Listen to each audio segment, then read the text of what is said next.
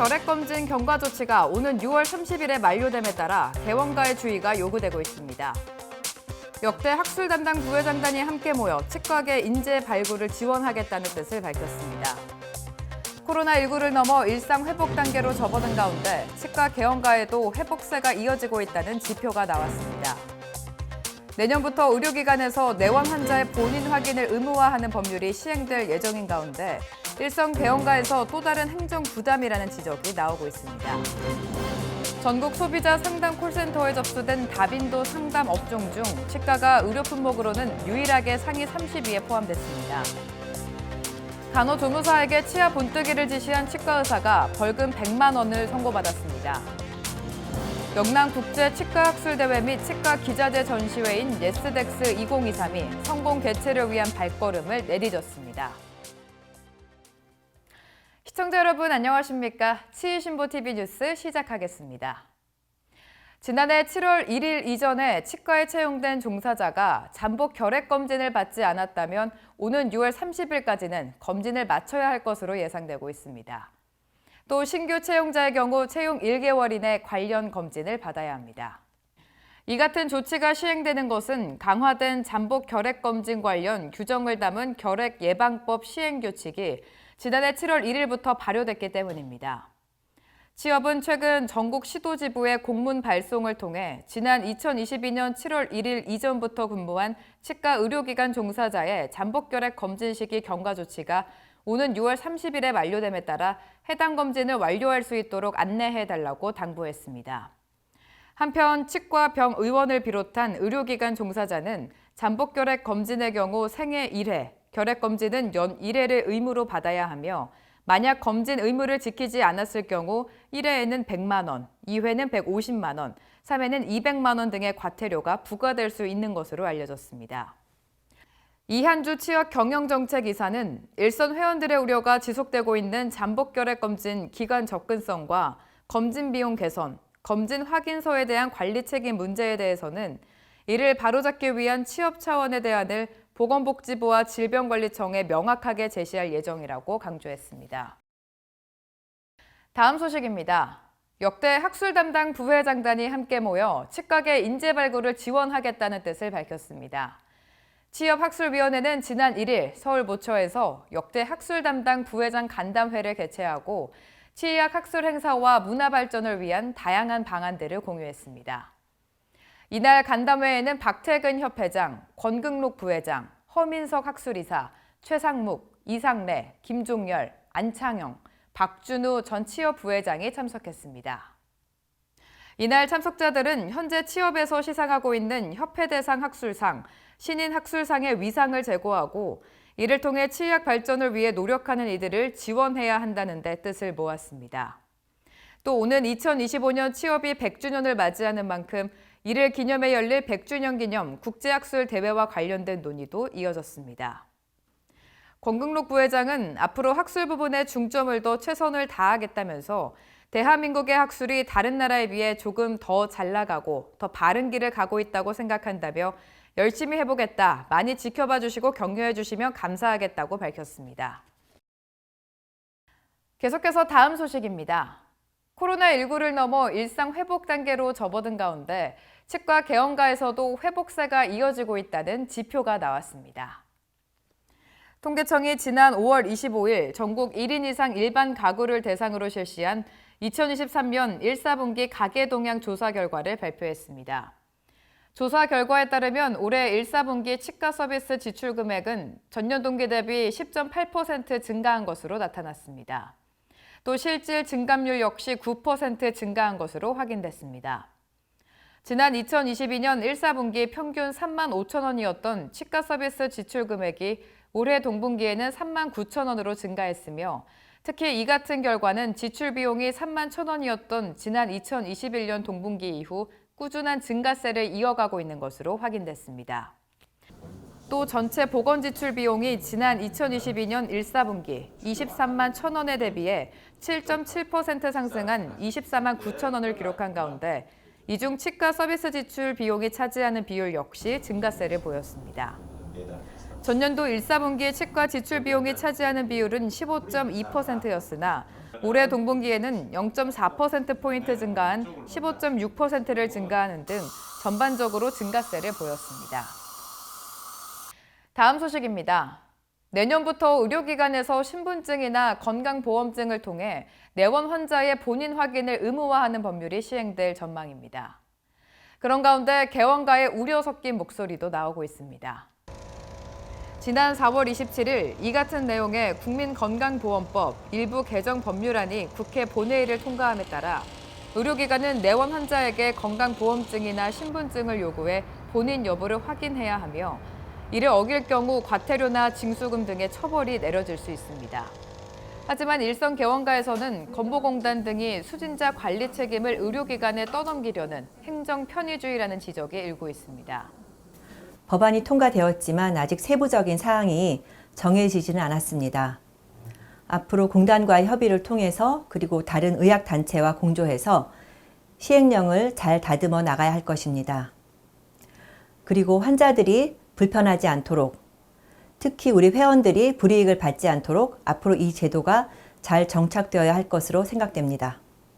이와 관련 취업은 이 모든 문제를 의료기관에서 책임지는 것은 맞지 않다며 구체적인 시행령이 만들어지는 과정에서 의협, 병협, 한의협과 같은 유관단체와 협력해 의료 현장에서 발생할 문제를 최소화하기 위해 노력할 것이라고 밝혔습니다.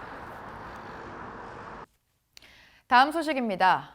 지난해 전국 소비자 상담 콜센터에 접수된 다빈도 상담 업종 중 치과가 의료 품목으로는 유일하게 상위 30위에 포함됐습니다.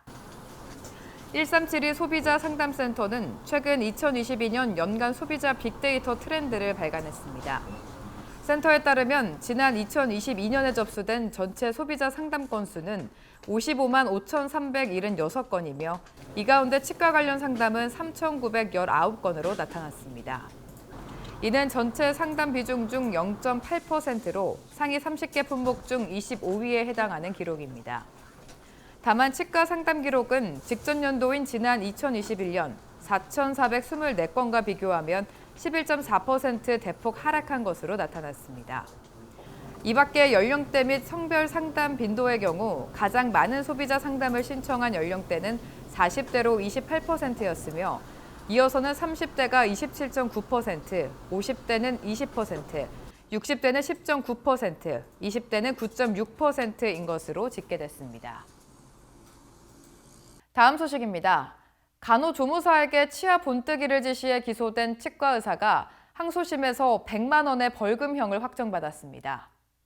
판결문에 따르면 치과 의사 A씨는 간호조무사에게 치아 본뜨기를 지시한 혐의로 1심에서 100만 원을 선고받았으며 이에 치과 의사 A씨는 1심 판결에 불복, 항소하며 간호조무사가 환자 입속에 남아있는 이물질을 제거, 세척, 지혈 등의 보조 행위만 했을 뿐 치아 본뜨기 의료 행위를 직접 한 적은 없다라고 주장했습니다. 그러나 재판부는 치과 내 CCTV 영상 기록 등을 근거로 A씨의 주장을 받아들이지 않았습니다. 재판부는 간호조무사가 A씨로부터 러버 인상제가 담긴 트레이를 직접 환자 구강 내에 넣는 등의 작업을 한 것으로 보인다며 이에 A씨는 지혈제를 묻힌 거즈를 건네받아 지혈을 한 것에 불과하다고 주장하고 있으나 당시 환자의 출혈이 심하지 않았던 것으로 확인된다고 밝혔습니다. 이어 기록에서 간호조무사는 무언가를 환자 입안에 넣고 한참 동안 부동 자세로 있는가 하면 출혈이 심하지 않았던 환자에게 상당한 시간을 들여 지혈을 한 것이라고 보기에는 부자연스럽다고 양형 이유를 설명했습니다. 다음은 학술대회 소식입니다.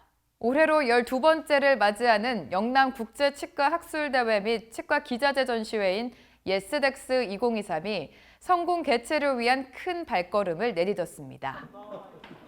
예스덱스 2023 조직위원회는 제1차 조직위원회와 기자간담회를 지난 5월 27일 서울 코엑스에서 열고 올해 행사의 계획과 현재까지의 준비 사항을 설명했습니다. 대구 지부가 주최하는 이번 예스덱스 2023은 빅스텝 투 뉴 에라라는 주제로 오늘 10월 28일부터 29일 양일간 대구 엑스포에서 진행될 예정입니다. 전시회는 120개 업체, 550개 부스로 운영됩니다. 아울러 학술대회는 40여 개 세션과 패널 토론이 펼쳐질 전망으로 주최 측은 치과 의사를 비롯한 치과계 종사자 만여 명이 등록할 것으로 내다봤습니다. 박세호 대회장은 예스덱스가 지난해 부산을 시작으로 세 번째 텀을 돌고 있다며 올해는 더욱더 알차게 준비하고 있고 새로움을 향해 가는 큰 발걸음, 즉 빅스텝으로 매김할 수 있는 그런 대회가 될 수 있도록 노력하고 있다고 밝혔습니다.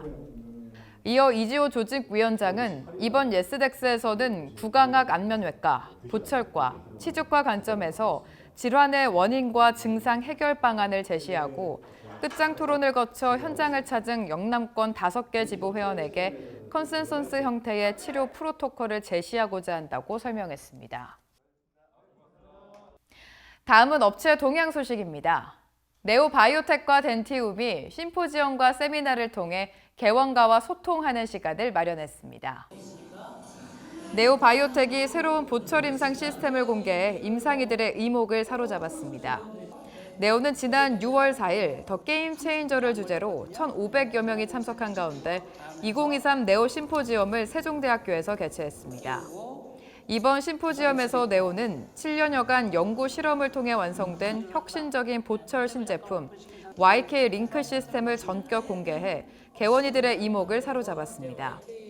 이번 심포지엄에서는 YK 링크 시스템을 소개하는 다양한 토의와 강연이 펼쳐졌으며 이에 따른 시술 노하우를 전달하는 한편 핸즈온 부스도 운영됐습니다.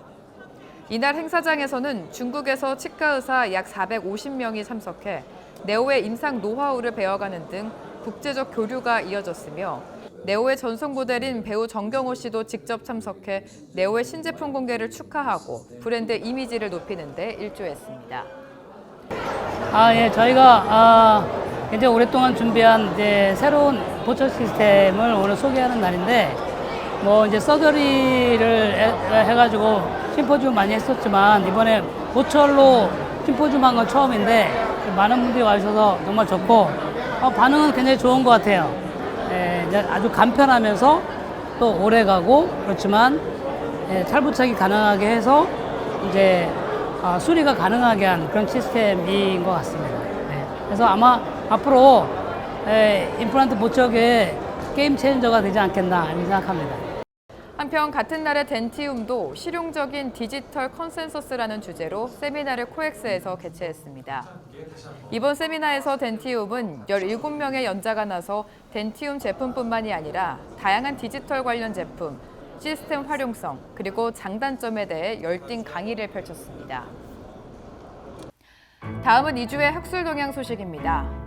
IBS 임플란트가 6월 17일과 18일 양일 동안 암이 필수 과정을 각 지역 교육원을 통해 온라인으로 중계합니다. 메가젠 임플란트가 오는 6월 19일 디지털 레시피 스캔 솔루션이라는 주제로 메가젠 강서 지점에서 세미나를 엽니다.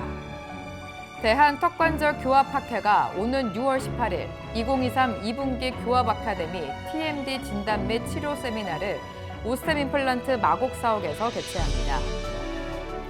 프로고가 조용석의 고민상담소 온라인 세미나를 오는 6월 21일 중계합니다.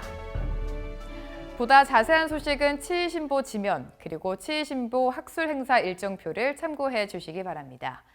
더 많은 치과계 영상 정보를 원하신다면 화면 왼쪽을 클릭해 구독해 주시기 바랍니다. 지금까지 치의신보 TV 뉴스였습니다. 시청해 주신 여러분 고맙습니다.